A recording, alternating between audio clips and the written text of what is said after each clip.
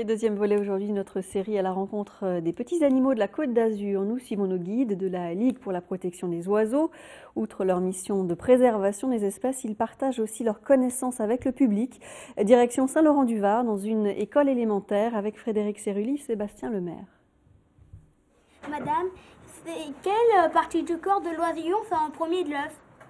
Oula, ça tu me poses une colle. Ils ont des questions d'experts. Dans cette classe de CE2 de l'école Louis Ravet, si on est si calé en oiseaux, c'est parce qu'on a vécu une expérience inoubliable qui s'est jouée ici, au fond de la cour. C'est tout rose, ça n'a pas de plumes. Charlotte, Antoine et Tess s'en souviennent très bien. Le 25 avril dernier, dans ce nichoir, sont nés 4 bébés mésanges charbonnières. Grâce à la caméra intégrée, ils ont suivi toutes les étapes.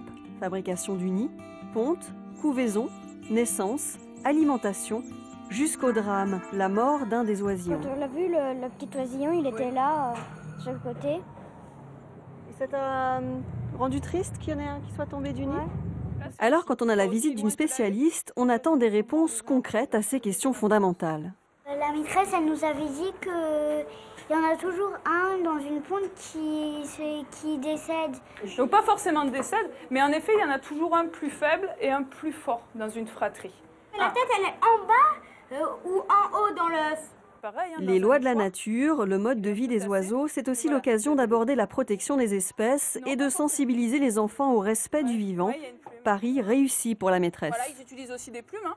Tous les matins, ils n'attendaient qu'une chose, c'était de regarder les nouveaux films, à 1h30 aussi. Et puis ils en ont énormément parlé chez eux, on a eu beaucoup de retours.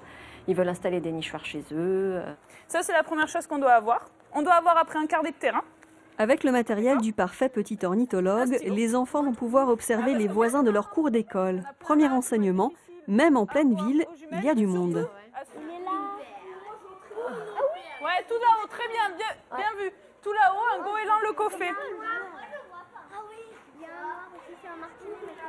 Un martinet avec lui? Oui, tout à fait. Un martinet. Moi, je l'ai reconnu avec ses couleurs. Parce qu'avec ses couleurs, vu qu'elles ne sont pas forcément pareilles. Et c'est comment alors? Un peu rouge, violet et noir. Ce qu'on essaye de faire passer, c'est qu'avec des gestes simples, on peut agir tous au quotidien sur la biodiversité. Donc ça va être de la pose de nichoir, de la pose de mangeoire, mais ça peut être aussi rien qu'apprendre à observer, à écouter, se balader dans la nature. Goéland, martinet, tourterelle, merle, avec la LPO, tout se termine toujours par un inventaire. Et c'est reparti pour les questions d'experts, car pour les enfants, la nature est une aventure qui ne fait que commencer. Un merle, est-ce que tu peux savoir...